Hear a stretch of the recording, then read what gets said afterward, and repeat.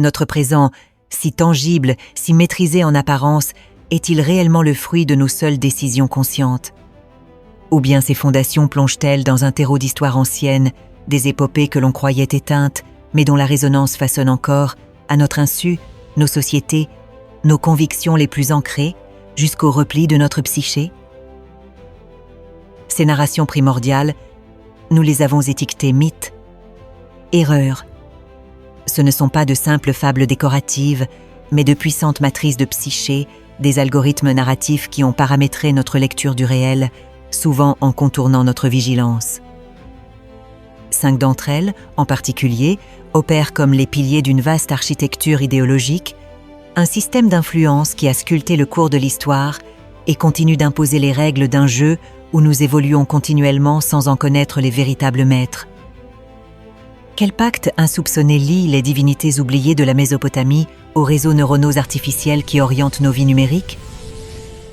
Comment une terreur ancestrale, celle du grand anéantissement aquatique, a-t-elle pu s'incruster dans notre mémoire collective pour y dicter nos réflexes face à l'imprévisible? Et si la clé de notre époque ne résidait pas dans l'écume des événements, mais dans la force silencieuse de ces légendes? Un regard neuf sur le passé dévoile les symboles cachés, les liens entre croyances ancestrales et la structure profonde du pouvoir narratif. Comment ces 5 récits ont non seulement érigé notre monde, mais continuent de le régir? Ces révélations vont transformer notre regard sur l'histoire et par extension sur notre propre existence. L'ère des illusions s'achève. Ici, les mythes ne sont plus des énigmes, mais des révélations.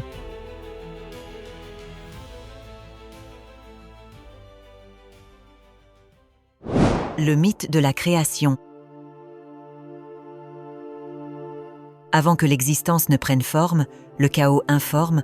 une mère primordiale agitée de potentialité, s'oppose à l'image d'un Dieu unique, ordonnant l'univers d'un simple souffle, d'une parole créatrice. 2 visions ancestrales de la création, 2 récits fondateurs qui s'affrontent et se répondent à travers les âges. L'Enuma Elish mésopotamien, épopée du combat et de la chair, et la Genèse biblique, récit de l'ordre et de l'esprit. Mais si leur confrontation, loin de se limiter à une simple querelle théologique sur l'origine des choses, révélait une lutte de pouvoir acharnée, une révolution idéologique dont les ondes de choc continuent de se propager, de façonner insidieusement notre compréhension du monde et de notre place en son sein, l'Enuma Elish, gravé sur des tablettes d'argile des siècles, voire des millénaires, avant que la Genèse ne soit couchée sur parchemin, nous dépeint un univers né de la violence sacrée, d'une théomachie titanesque.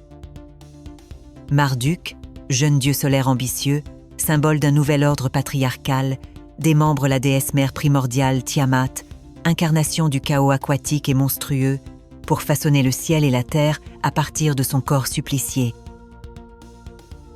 Et qu'en était-il de l'humanité dans ce drame cosmique? Elle fut créée tardivement, presque comme une nécessité fonctionnelle, à partir du sang et des os d'un dieu rebelle et vaincu, Kingu, le consort de Tiamat, avec pour seule et unique destinée de servir les dieux triomphants, les nourrir par ses sacrifices incessants, les soulager du labeur. Une vision du monde implacable où l'homme est un subalterne par essence, un pion interchangeable dans le grand jeu des divinités, sa valeur définie uniquement par son utilité. Ce récit légitime ainsi une structure sociale théocratique et rigide, où le souverain terrestre est le garant de cet ordre divin, un ordre lui-même enfanté par une victoire brutale. Une guerre divine primordiale, véritable lutte fratricide au sein du Panthéon, qui a vu l'écrasement des forces anciennes et l'instauration sanglante de ce nouveau règne. Puis vient la Genèse,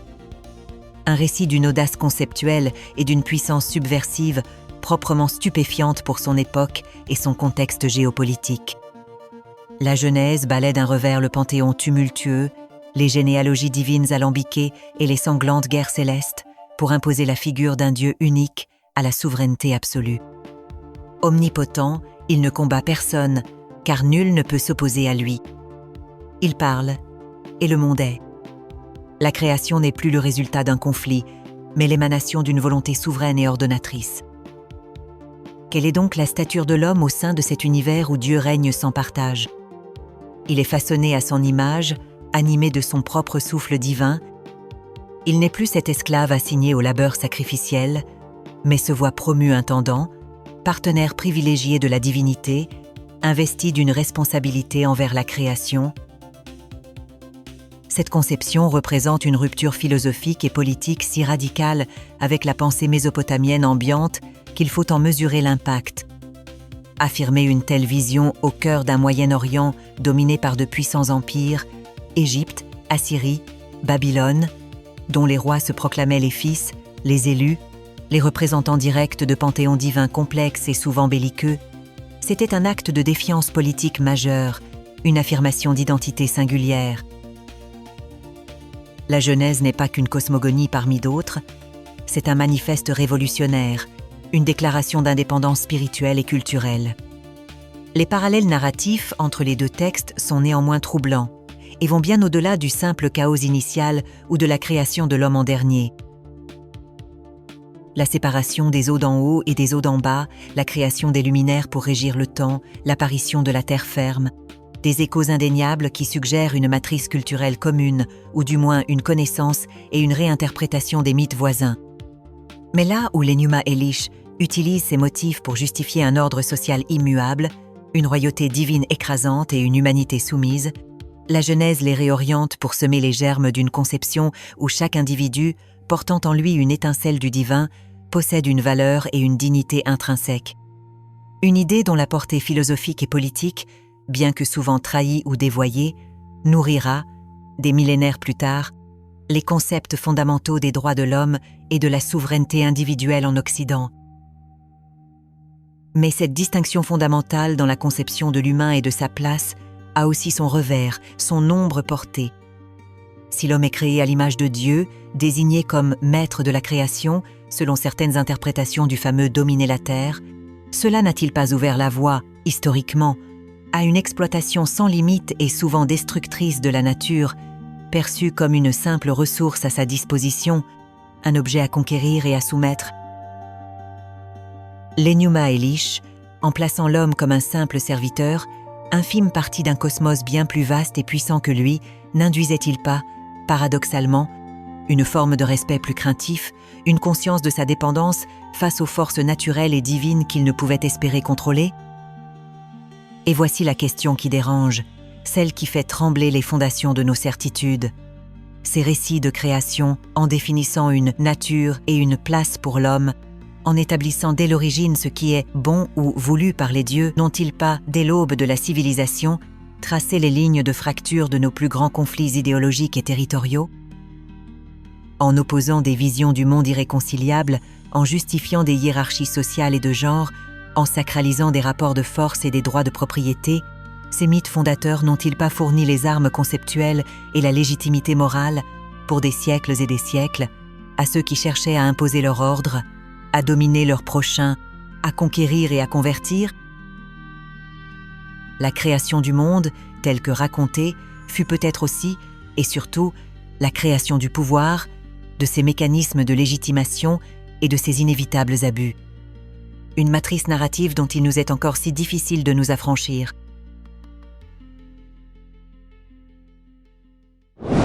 Le mythe du déluge. Une fureur divine noyant le monde sous des flots vengeurs, une poignée de survivants désorientés, arrachés au néant sur une arche de fortune, puis la promesse fragile d'un nouveau commencement sur une terre lavée de ses péchés, encore empreinte de la désolation passée. Le récit du déluge, popularisé et immortalisé par la figure biblique de Noé, est gravé dans l'imaginaire collectif avec une force saisissante, presque viscérale. Mais cette histoire d'anéantissement et de renaissance, loin d'être une singularité hébraïque, affleure, avec des variations aussi fascinantes que significatives, aux quatre coins du globe. De la Mésopotamie antique, avec l'épopée de Gilgamesh où le sage Utnapishtim raconte sa propre survie à un cataclysme similaire, aux traditions orales des peuples amérindiens, des Hopis aux Incas, des mythes grecs de Deucalion et Pyrrha, jusqu'aux légendes scandinaves ou aux récits des aborigènes d'Australie, le motif de l'eau destructrice et purificatrice est une constante. Comment expliquer cette universalité troublante, cette obsession partagée? Simple coïncidence de l'imagination humaine face aux forces de la nature, ou la trace mnésique diffuse mais persistante d'un traumatisme partagé, une cicatrice liquide dans la mémoire la plus archaïque de l'humanité? L'hypothèse d'un cataclysme planétaire unique, tel que la fonte massive et rapide des glaces à la fin de la dernière ère glaciaire, il y a environ 10 000 à 12 000 ans, entraînant une montée spectaculaire et globale du niveau des mers, a longtemps séduit par sa simplicité apparente. Des événements géologiques majeurs, comme l'inondation brutale et supposée de la mer Noire, qui aurait transformé en quelques mois un vaste lac d'eau douce en une mer salée en submergeant des milliers de kilomètres carrés de terres habitées, ont pu marquer durablement les populations riveraines. Ces souvenirs traumatiques, transmis oralement de génération en génération, se seraient ensuite diffusés de proche en proche, s'adaptant, se transformant, mais conservant ce noyau de terreur et de survie. Ces récits seraient alors les échos déformés, magnifiés par le prisme du temps et de l'imagination fertile, d'authentiques catastrophes ayant englouti des civilisations côtières ou fluviales entières, laissant derrière elles un sentiment de terreur sacrée, la vision d'une humanité presque anéantie et la figure archétypale du survivant élu. Toutefois, une autre lecture, peut-être plus nuancée et complémentaire, suggère que le mythe du déluge pourrait fonctionner comme une sorte de matrice narrative universelle, un canevas symbolique et flexible que différentes cultures auraient utilisé et adapté pour donner sens, forme et explication à des désastres locaux récurrents, mais tout aussi dévastateurs pour les communautés concernées. Crues fluviales monstrueuses et imprévisibles comme celles du Tigre et de l'Euphrate, du Nil ou du fleuve Jaune, tsunamis balayant les côtes avec une fureur soudaine, longues périodes de pluies diluviennes qui ont provoqué des glissements de terrain et des inondations catastrophiques. Chaque peuple,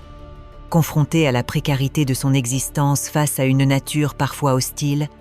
aurait ainsi habillé cette structure narrative fondamentale, faute, châtiment, survie d'une ancienne civilisation, renouveau, avec ses propres dieux, ses propres héros élus, ses propres explications morales ou théologiques à la catastrophe. Le déluge ne serait pas tant le souvenir d'un événement unique et global, mais une catégorie puissante de la pensée mythique, un outil symbolique pour appréhender le chaos, la fragilité de la condition humaine et la résilience nécessaire à la survie. Au-delà de la description terrifiante de la destruction, le cœur vibrant du mythe réside dans la double thématique de la purification et du renouveau. Les eaux déchaînées n'emportent pas seulement les méchants, les corrompus ou les impies. Elles lavent la terre de ses souillures, effacent les erreurs et les errements passés et permettent un reset cosmique, une remise à zéro des compteurs de l'histoire humaine. C'est une ordalie par l'eau, une épreuve purificatrice d'où émerge une humanité nouvelle, souvent réduite en nombre, mais porteuse d'une sagesse acquise dans la souffrance et fréquemment liée par une alliance renouvelée, un pacte sacré avec le divin ou les forces de la nature. Cette idée puissante d'une nécessaire table rase, d'une purification radicale avant toute reconstruction authentique et durable, résonne étrangement avec nos propres cycles de crise et de renaissance, tant sur le plan collectif, révolution, guerre suivie de paix, effondrements économiques suivis de réformes, que sur le plan personnel, où les épreuves sont parfois perçues comme des passages obligés vers une transformation intérieure. Combien de fois n'entendons-nous pas, dans notre langage quotidien, qu'il faut toucher le fond pour pouvoir rebondir, qu'une forme de destruction créatrice est indispensable au progrès ou à la guérison? Plus troublante encore, et sans doute plus pertinent pour notre époque, de nombreuses versions du déluge, de la Mésopotamie à la Bible, l'attribuent explicitement à une faute morale grave de l'humanité, un orgueil démesuré lubri grec, une violence généralisée, une corruption endémique, un irrespect flagrant des lois divines ou naturelles, une surpopulation menaçant l'équilibre du monde. La catastrophe apparaît alors comme une conséquence directe, une réponse inéluctable du cosmos ou des dieux à un déséquilibre profond provoqué par les agissements des hommes. Dans cette perspective, le mythe du déluge ne porterait-il pas en germe, de manière saisissante, une forme de conscience écologique avant l'heure, un avertissement ancestral et prophétique sur les périls d'une humanité qui outrepasse ses droits qui pille et souille son environnement au point de déclencher des forces destructrices qui la dépassent? C'est un écho lointain, mais terriblement actuel, à nos propres angoisses face au changement climatique, à la perte de biodiversité et à la fragilité croissante de notre écosystème planétaire. Le déluge, hier comme aujourd'hui, nous confronte sans détour à notre responsabilité collective et à la menace de devoir toujours recommencer, d'un nouveau départ, d'une nouvelle alliance avec le monde qui nous porte.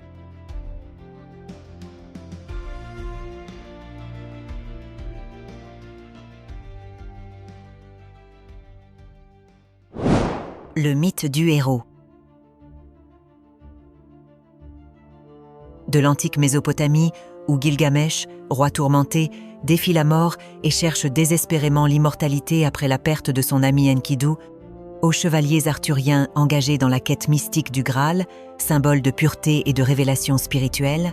en passant par les figures de proue des contes populaires comme le Petit Poucet ou Cendrillon, qui triomphent de l'adversité par la ruse ou la vertu, jusqu'aux super-héros des blockbusters contemporains, figures prométhéennes modernes qui sauvent l'humanité en collants moulants et capes flottantes.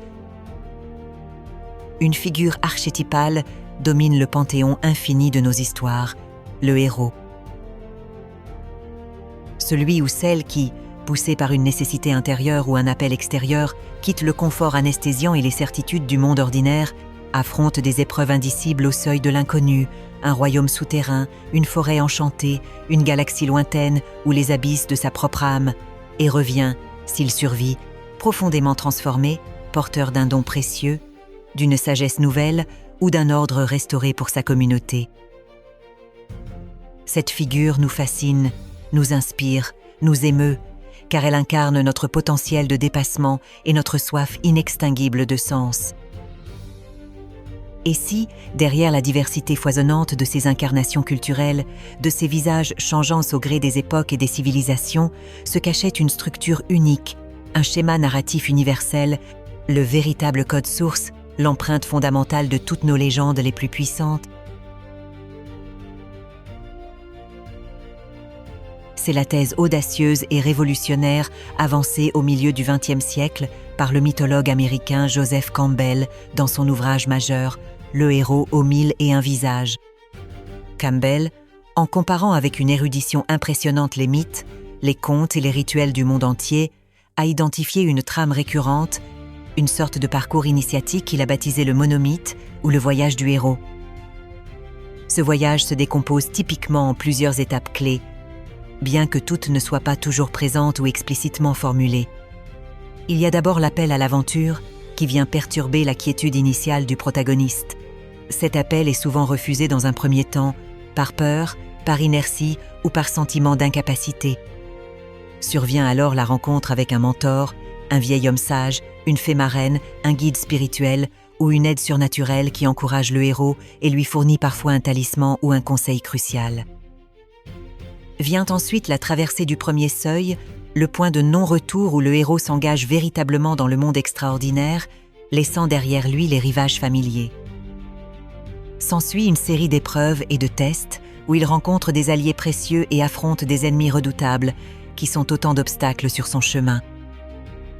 Le héros s'approche alors de la caverne la plus profonde, lieu symbolique de la confrontation ultime qui peut prendre la forme d'une descente aux enfers, d'une lutte contre un monstre intérieur ou extérieur ou d'une crise existentielle majeure. C'est l'épreuve suprême, souvent une expérience de mort et de résurrection symbolique, où le héros doit puiser au plus profond de ses ressources. S'il triomphe, il obtient la récompense, un trésor matériel, l'amour, une révélation spirituelle, l'élixir de vie ou l'apothéose, la reconnaissance de sa nature divine ou exceptionnelle. Enfin, c'est le chemin du retour, qui peut lui-même être semé d'embûches et de nouvelles épreuves, car le monde ordinaire doit être prêt à recevoir le don du héros, et le héros doit réintégrer ce monde avec sa nouvelle conscience. Son but ultime est de rapporter cet élixir pour régénérer sa société ou partager sa sagesse. D'Ulysse et ses 10 ans d'errance pour retrouver Ithaque, à Bouddha quittant son palais pour atteindre l'illumination sous l'arbre de la Bodhi, de Moïse guidant son peuple hors d'Égypte vers la terre promise, à Luke Skywalker détruisant l'étoile de la mort, ou même à des figures plus contemporaines comme Frodon Sakkai portant l'anneau unique jusqu'au Mordor, cette structure narrative semble imprégner une quantité phénoménale de nos récits les plus marquants et les plus aimés, transcendant les cultures et les époques. L'influence de Campbell sur la création narrative, notamment à Hollywood, George Lucas, le créateur de Star Wars, a explicitement reconnu sa dette envers lui, est considérable, le monomythe étant devenu pour beaucoup un guide conscient ou inconscient dans l'écriture de scénarios. Mais ce voyage du héros est-il une simple convention narrative, une recette éprouvée pour conteurs en mal d'inspiration, une structure dramaturgique efficace pour captiver un auditoire? Campbell, et avant lui des penseurs comme Carl Gustav Jung, suggéraient bien plus. Ce schéma universel serait le reflet d'un processus psychologique fondamental et profondément humain, celui de l'individuation, la quête de soi, le cheminement vers la réalisation de son plein potentiel et l'intégration des différentes facettes de sa personnalité.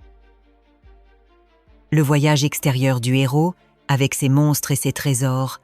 ne serait alors que la métaphore puissante de notre propre périple intérieur, de la navigation complexe dans les eaux parfois tumultueuses de notre psyché. Chacun de nous, à différents moments de sa vie, n'est-il pas appelé à quitter sa zone de confort, cet espace familier, mais potentiellement limitant de ses habitudes et de ses croyances, pour affronter ses dragons intérieurs? Ces dragons peuvent prendre de multiples formes, nos peurs les plus archaïques, nos doutes paralysants, les traumatismes non résolus de notre passé, les conditionnements sociaux et familiaux qui nous entravent, ou encore cette part d'ombre que Jung nous invite à reconnaître et à intégrer pour devenir un être complet. Le héros qui descend aux enfers pour en remonter, c'est aussi chacun de nous plongeant dans son inconscient pour y confronter ses démons et y découvrir des forces insoupçonnées. Le monomythe serait alors l'histoire intemporelle de l'âme humaine en quête d'elle-même, de sa propre légende personnelle, un récit qui nous montre que la transformation et la croissance passent inévitablement par l'épreuve et la confrontation avec l'inconnu de soi. Ces récits, en nous offrant des modèles d'identification et des cartes symboliques de ce voyage, peuvent avoir un effet thérapeutique, nous aidant à nommer nos propres luttes et à trouver le courage de les affronter. Cependant, le visage du héros a-t-il toujours été le même à travers les âges et les cultures? Assurément non. L'Héraclès antique, parangon de la force brute, capable d'exploits surhumains, mais aussi sujet à des accès de fureur destructrice, ressemble-t-il vraiment à la Katniss Everdeen des Hunger Games, jeune femme contrainte à une violence stratégique pour survivre dans une arène mortelle, mais dont les motivations profondes sont la protection des siens et la révolte contre un système totalitaire? L'évolution de cette figure est fascinante et révélatrice des transformations de nos valeurs collectives. L'émergence et la popularité croissante de l'anti-héros, depuis les figures tragiques de Shakespeare jusqu'aux protagonistes complexes des séries télévisées modernes comme Walter White, Breaking Bad ou Tony Soprano, personnages pétris de défauts, souvent immoral, voire criminels, mais suscitant paradoxalement l'empathie ou une forme de compréhension de la part du public, témoignent d'une vision du monde peut-être plus désenchantée, moins manichéenne, où la frontière entre le bien et le mal est devenue poreuse. Ces anti-héros nous confrontent à nos propres ambivalences et à la complexité de la nature humaine. Parallèlement, la multiplication et la diversification des figures héroïques féminines sont une autre tendance majeure. Elles ne se conforment plus aux stéréotypes éculés de la demoiselle en détresse, attendant d'être sauvée, ni de la simple acolyte faire valoir du héros masculin. Des figures comme Wonder Woman, Ripley, Alien, Buffy contre les vampires, ou les héroïnes plus récentes de Disney et Pixar incarnent des formes de courage, d'intelligence et de leadership qui leur sont propres, défiant les attentes patriarcales et offrant des modèles d'identification plus variés et plus inspirants pour les jeunes générations. Nos sociétés, en questionnant activement les définitions traditionnelles de la force, qui n'est plus seulement physique, du courage, qui peut être aussi celui de la vulnérabilité ou de la désobéissance civile, et du leadership, de plus en plus envisagé comme collaboratif et inclusif, ne sont-elles pas en train de réécrire en profondeur le mythe du héros pour qu'il reflète mieux nos aspirations contemporaines à plus de diversité, de nuances, d'équité et d'authenticité? Le stéréotype du héros toxique, ce loup solitaire et tout-puissant, souvent incapable d'exprimer ses émotions et prônant la violence comme unique solution, semble de plus en plus critiqué, laissant espérer l'avènement de figures plus collaboratives, plus empathiques, plus conscientes des interdépendances, bref, plus profondément humaines. Le mythe du héros, par sa puissance d'identification quasi inégalée, est un formidable moteur d'inspiration individuelle et collective, nous poussant au dépassement de soi, à l'engagement pour une cause juste, à la persévérance face à l'adversité. Il nous rappelle que nous sommes capables de plus que ce que nous croyons. Mais cette force narrative considérable peut être, et a souvent été, une arme à double tranchant. Combien de fois ce mythe n'a-t-il pas été instrumentalisé, détourné de sa fonction émancipatrice, pour justifier des conquêtes impérialistes, la mission civilisatrice du héros colonisateur, pour glorifier la guerre et le sacrifice aveugle, mourir en héros pour la patrie, pour promouvoir des idéologies nationalistes xénophobes, le héros défenseur de la pureté de la race ou de la nation, ou pour maintenir un statu quo social et politique en présentant une vision idéalisée, généralement masculine du pouvoir et de la réussite? Quand le héros national, qu'il soit un chef militaire, un leader politique charismatique ou même un athlète exceptionnel, devient un outil de propagande, sa figure est simplifiée à l'extrême, ses failles gommées pour en faire un modèle indiscutable servant à unifier la population derrière un projet qui n'est pas toujours le sien. De même, le culte du self-made man héroïque, si prégnant dans certaines cultures capitalistes, sert souvent à masquer les inégalités systémiques de richesse et d'opportunités, en laissant croire que la réussite n'est qu'une question de volonté et de mérite individuel, occultant ainsi les déterminismes sociaux. Dans ces conditions, le mythe ne se transforme-t-il pas en une prison dorée, une illusion collective qui nous empêche de voir les véritables enjeux sociaux et les structures de domination à l'œuvre?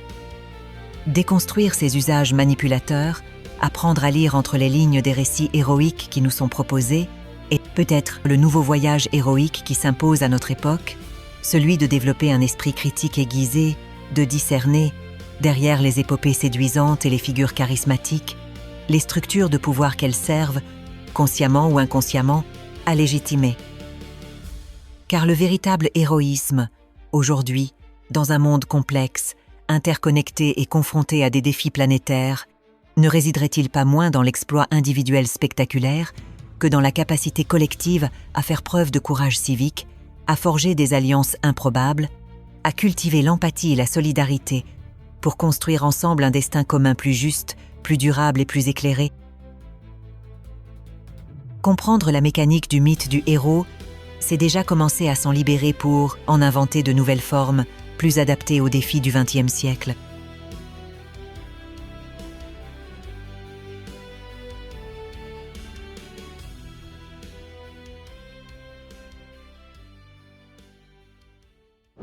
Le mythe de Prométhée. Une étincelle dérobée aux dieux, un acte de rébellion suprême pour arracher une humanité frissonnante et démunie à l'obscurité primordiale,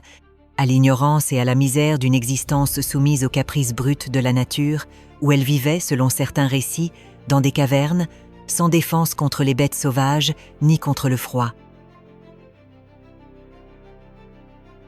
Le mythe de Prométhée, ce titan prévoyant, dont le nom même signifie « celui qui pense en avant », qui, selon la tradition grecque la plus répandue, défia la volonté souveraine de Zeus en volant le feu sacré de l'Olympe, caché dans une tige de fenouil, pour l'offrir aux mortels, se dresse comme l'une des allégories les plus puissantes, les plus chargées de sens et, indéniablement, les plus troublantes de notre héritage culturel et philosophique. Car ce don ambivalent, symbole éclatant de l'éveil de la conscience, de la maîtrise technique, de l'aube de la civilisation et de l'autonomie humaine face à un ordre divin jugé injuste, est aussi, intrinsèquement, un fardeau terrible, une responsabilité écrasante dont les échos angoissés résonnent avec une acuité toute particulière à notre époque hyper-technologique, saturé d'innovations aux conséquences souvent imprévisibles et parfois vertigineuses. Le feu prométhéen, cette flamme de la connaissance et du pouvoir, n'est-il pas, depuis son origine mythique jusqu'à nos jours, à la fois notre plus grande bénédiction,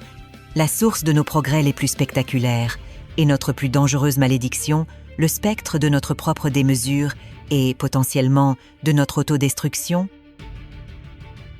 Le récit, transmis notamment par Hésiode et Échille, est connu dans ses grandes lignes. Zeus, furieux de cette transgression qui non seulement bafouait son autorité, mais élevait dangereusement les hommes au-dessus de leurs conditions initiales, leur conférant un pouvoir quasi divin, infligea à Prométhée un châtiment exemplaire, d'une cruauté sans nom, enchaîné nu à un rocher sur les sommets glacés du Caucase, son foie immortel dévoré chaque jour par un aigle vorace, se régénérant la nuit pour que l'agonie se perpétue, éternelle. Mais la vengeance du roi des dieux, jaloux de ses prérogatives, ne s'arrêta pas là. Pour punir l'humanité tout entière d'avoir accepté ce présent interdit, ce cadeau empoisonné, Zeus ordonna à Héphaïstos de façonner Pandore, la première femme, beau mâle selon Hésiode, merveilleusement belle et dotée de tous les charmes par les déesses, mais portant insidieusement avec elle une jarre, souvent interprétée plus tard à la Renaissance comme une boîte scellée, contenant tous les maux et toutes les calamités de la terre. Une fois offerte à Épiméthée, le frère imprévoyant de Prométhée, celui qui pense après coup, Pandore, dévoré par la curiosité ou suivant les instructions perfides des dieux, ouvrit la funeste jarre. Aussitôt, ces fléaux innombrables, la maladie sous toutes ses formes, la vieillesse décrépite, la guerre fratricide, la famine dévastatrice, la folie destructrice, la misère, le vice, se répandirent sur le monde comme une nuée de sauterelles, ne laissant au fond du récipient, lorsque Pandore le referma précipitamment, que l'espoir, Elpis, cette entité ambiguë, illusoire réconfort face à un destin désormais marqué par la souffrance et la mortalité. Le don du feu, loin d'être une libération sans contrepartie, inaugure ainsi l'âge des tribulations humaines, une ère où chaque progrès porte en lui l'ombre d'une nouvelle vulnérabilité. Le feu, dans ce contexte mythologique riche et complexe, est bien plus que la simple flamme qui réchauffe les corps, cuit les aliments et éclaire les ténèbres. Il symbolise la techné grecque dans toute son ampleur, l'art, l'artisanat, l'agriculture, la métallurgie, la navigation, la médecine, l'écriture, l'architecture, bref, l'ensemble des savoir-faire et des techniques qui permettent à l'homme de transformer la matière, de maîtriser son environnement et de construire une société organisée. C'est l'intelligence rusée, la métie, cette forme de sagacité pratique et inventive que Prométhée incarne face à la force brute et à l'autorité parfois aveugle de Zeus. Ce feu est la science, la culture, la pensée rationnelle, tout ce qui distingue l'homme de l'animal et le rapproche, dangereusement et de manière provocatrice, des dieux immortels. Mais cette élévation, cette conquête de l'autonomie a un prix inévitable. L'hubris, l'orgueil démesuré, la tentation de se prendre pour un dieu, la transgression des limites assignées à la condition mortelle. Le mythe de Prométhée nous interroge ainsi fondamentalement sur la nature profondément ambivalente de la connaissance et du pouvoir qu'elle confère. Est-elle une pure bénédiction qui nous émancipe et nous améliore, ou porte-t-elle en elle, comme une fatalité, le germe de sa propre perversion, la capacité intrinsèque de se retourner contre ses créateurs et de provoquer des catastrophes? Chaque avancée technologique majeure de l'histoire humaine, de la première pierre taillée à la maîtrise de l'atome, de l'invention de l'imprimerie à la révolution numérique, de la manipulation du code génétique à l'avènement programmé de l'intelligence artificielle forte, semble inexorablement rouvrir la boîte de Pandore et raviver l'ombre tutélaire et inquiétante de Prométhée. Nos créations les plus brillantes, celles qui promettent de résoudre nos problèmes les plus anciens et d'étendre nos capacités de manière exponentielle, sont aussi, paradoxalement, celles qui suscitent nos craintes les plus profondes et nos débats éthiques les plus vifs. La fission nucléaire nous offre une énergie quasi illimitée, mais aussi la menace de l'annihilation totale. Internet connecte le monde, mais propage la désinformation et la haine à une vitesse inédite. Les biotechnologies promettent de vaincre les maladies, mais soulèvent le spectre de l'eugénisme ou de la création d'humains augmentés. L'IA pourrait optimiser nos vies, mais aussi nous rendre obsolètes ou nous asservir. Sommes-nous donc condamnés à ce que chaque feu que nous dérobons audacieusement aux dieux, chaque nouvelle frontière de la connaissance que nous franchissons avec enthousiasme, libère inéluctablement son lot de conséquences imprévues, d'effets pervers et de dangers potentiellement désastreux? La puissance que nous acquérons s'accompagne-t-elle inévitablement d'une perte de contrôle, d'une angoisse existentielle face à l'inconnu que nous avons nous-mêmes engendré, comme un apprenti sorcier dépassé par ses propres sortilèges? Et si le véritable châtiment de Prométhée, au-delà de la souffrance physique infligée par l'aigle, n'était pas tant le supplice du corps que celui de l'esprit, la conscience aiguë,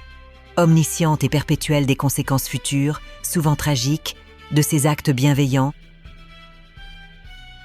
Le foie dévoré, qui se régénère sans cesse, organe traditionnellement associé aux passions et à la divination, ne pourrait-il pas symboliser cette angoisse lancinante de l'inventeur visionnaire, du scientifique pionnier, du créateur audacieux, face aux implications éthiques, sociales et environnementales de ses découvertes?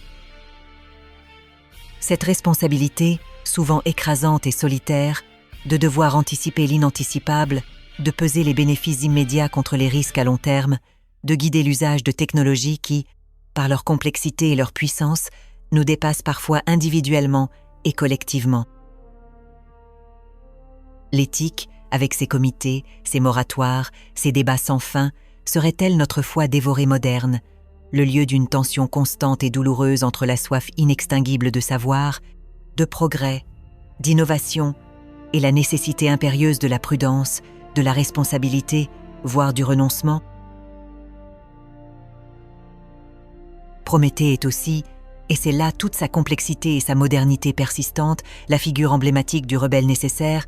du transgresseur magnifique qui fait avancer l'humanité en défiant l'autorité établie, qu'elle soit divine, politique ou dogmatique. Sans cette audace prométhéenne, sans cette volonté farouche de repousser les limites de l'ignorance et de la servitude, serions-nous encore dans les cavernes, tremblant devant les éléments et les superstitions?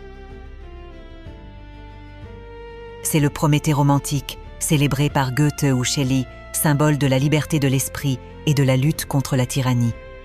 Mais cette soif inextinguible de progrès, cette quête effrénée de nouveauté et de puissance, cette volonté de volonté nietzschéenne, ne nous rend-elle pas parfois aveugles aux signaux d'alerte, aux déséquilibres écologiques qu'elle engendre, aux injustices sociales qu'elle peut creuser, aux nouvelles formes d'aliénation qu'elle peut créer? Face aux crises multiples, climatiques, environnementales, sociales, sanitaires, qui secouent notre monde contemporain, avons-nous besoin de plus de Prométhée débridés pour trouver des solutions technologiques toujours plus audacieuses? Un solutionnisme technologique qui repousserait sans cesse les problèmes? Ou, au contraire, avons-nous un besoin urgent d'une forme de sagesse anti-prométhéenne, ou du moins d'un Prométhée plus réfléchi et humble, qui reconnaîtrait les limites de notre planète et de notre propre entendement, prenant une forme de retenue, de sobriété choisie, de partage équitable des ressources, voire de désarmement technologique sélectif dans certains domaines jugés trop risqués ou déshumanisants? Le mythe de Prométhée, loin d'offrir des réponses simples ou univoques, nous place au cœur de cette tension fondamentale et constitutive de la condition humaine, nous obligeant à questionner sans cesse, avec courage et lucidité, le sens, les finalités et les conséquences de notre propre génie créateur.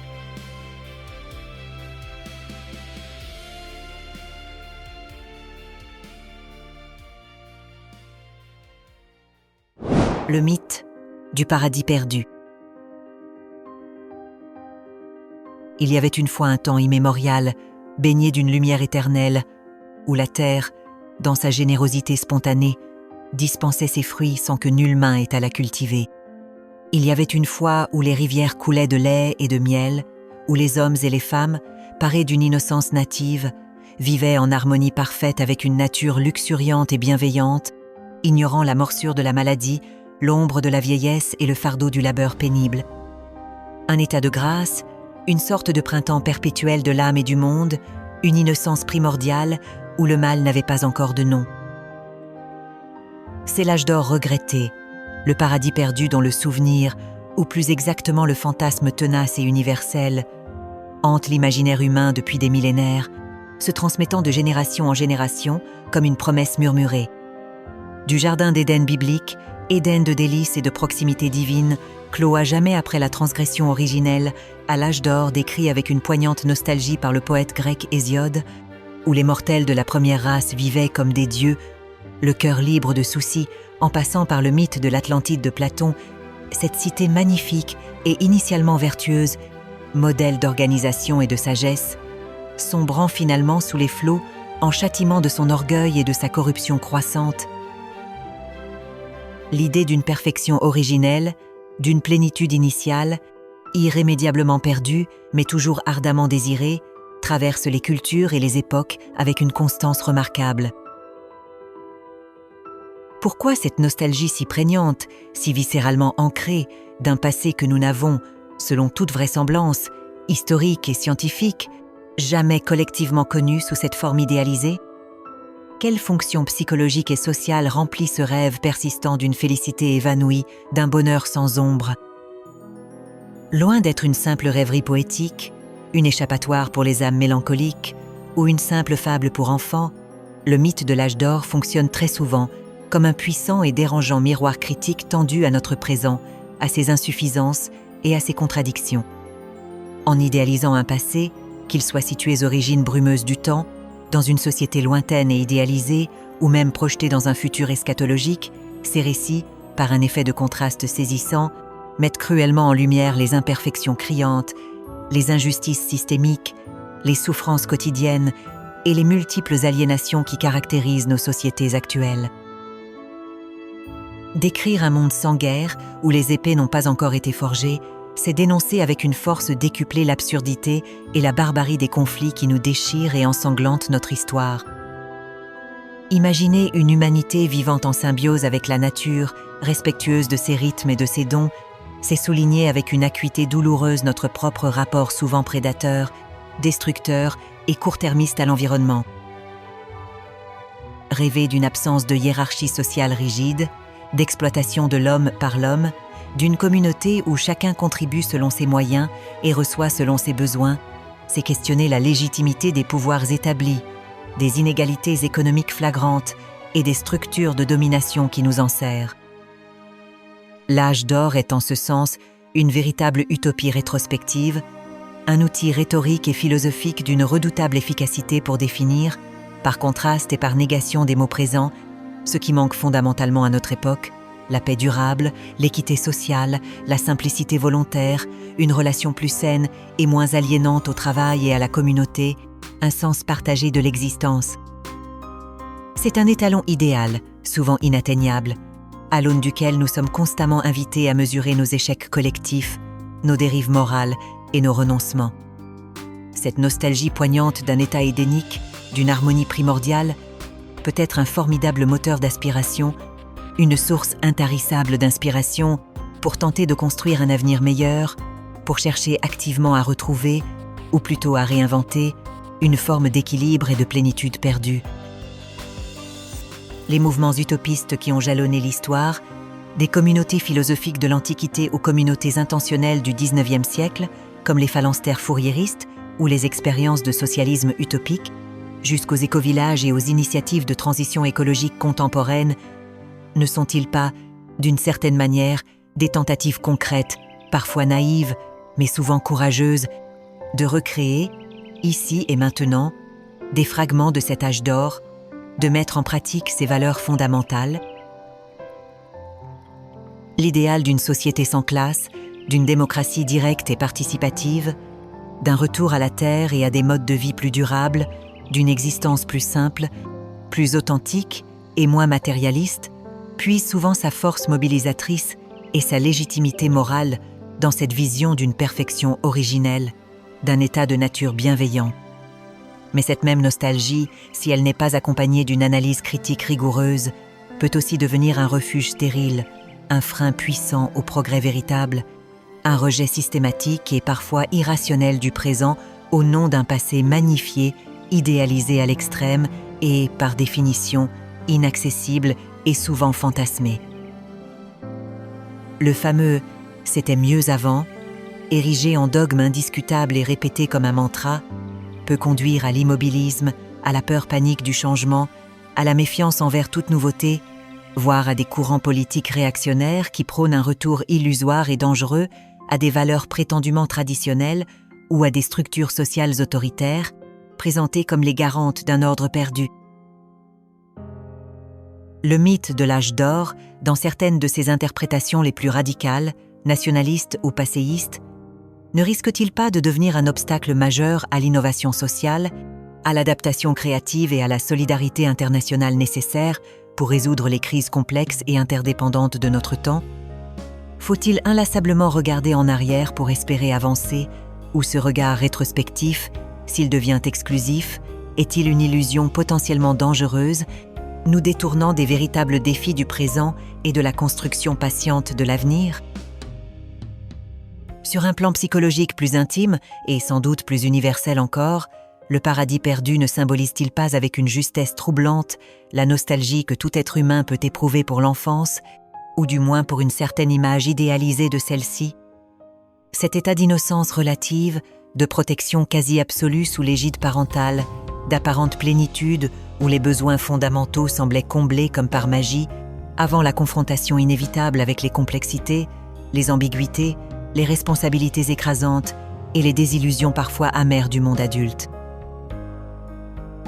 Le jardin d'Éden, avec ses fruits à portée de main et son absence de danger, c'est l'espace sécurisé et chaleureux du foyer parental, l'âge d'or, le temps béni de l'insouciance, des jeux infinis, où le futur n'était qu'une promesse vague et lointaine. La chute, dans cette perspective psychanalytique, serait alors le passage obligé, et souvent douloureux, à l'autonomie, à la conscience de soi comme individu séparé, avec son cortège de libertés nouvelles et exaltantes, mais aussi d'angoisses existentielles, de choix difficiles et de labeur nécessaires pour subvenir à ses propres besoins. Le désir lancinant de retourner à l'Éden ou à l'âge d'or ne serait-ce pas, au fond, une quête profondément humaine, parfois inconsciente, de sécurité affective, de simplicité relationnelle, d'un sens existentiel qui semble s'être érodé dans le tumulte, la compétition et la fragmentation de la vie moderne? Ce besoin fondamental de retrouver un état d'harmonie intérieure et de plénitude, comment façonne-t-il nos choix de vie les plus importants, nos quêtes spirituelles ou thérapeutiques, nos engagements sociaux ou politiques, voire nos habitudes de consommation, qui, sous couvert de nous offrir un bonheur immédiat et sans cesse renouvelé, nous enferment souvent dans un cycle de désirs insatiables et de frustrations fuyantes, nous vendant des ersatz de ce paradis perdu? En définitive, le mythe de l'âge d'or, par sa persistance remarquable à travers les âges et sa plasticité qui lui permet de s'adapter à des contextes culturels variés, nous révèle quelque chose d'essentiel sur la condition humaine. Notre extraordinaire capacité à rêver d'un ailleurs meilleur, d'un idéal de perfection, notre insatisfaction chronique face au réel tel qu'il est, mais aussi notre difficulté fondamentale à concilier le poids parfois écrasant du passé, les exigences souvent contradictoires du présent et les promesses toujours incertaines de l'avenir. En nous offrant le spectre, à la fois séduisant et mélancolique, d'une perfection perdue, ce mythe nous invite, peut-être moins à regretter stérilement un passé inaccessible et largement fantasmé qu'à interroger lucidement, avec courage et honnêteté, nos aspirations les plus profondes, nos valeurs fondamentales et les moyens concrets que nous nous donnons, individuellement et collectivement, pour tenter de les incarner, même modestement, dans le monde tel qu'il est, avec toutes ses imperfections, ses limites et ses contradictions irréductibles. Car si le paradis originel est perdu à jamais, la quête d'un monde plus juste, plus solidaire et plus humain, elle, demeure une aventure toujours ouverte, une utopie nécessaire, une tâche infinie à réinventer à chaque génération. Notre périple à travers les 5 mythes fondateurs révèle leur formidable puissance. Loin d'être de simples reliques, ce sont des forces vives, des matrices de sens qui modèlent encore nos perceptions et nos choix. Ces récits ne sont pas des réponses figées, mais des questions ouvertes, miroirs de la quête humaine de sens et preuves que nos civilisations se bâtissent sur les histoires que nous nous racontons pour nous définir. Décrypter ces codes sources éclaire le passé, et nous arment pour comprendre les grands récits contemporains. Car les mythes ne meurent jamais, ils se métamorphosent, se réincarnant dans nos idéologies, nos technologies, nos cultures. Une question vibrante demeure: quel mythe choisissons-nous de perpétuer aujourd'hui pour les générations futures?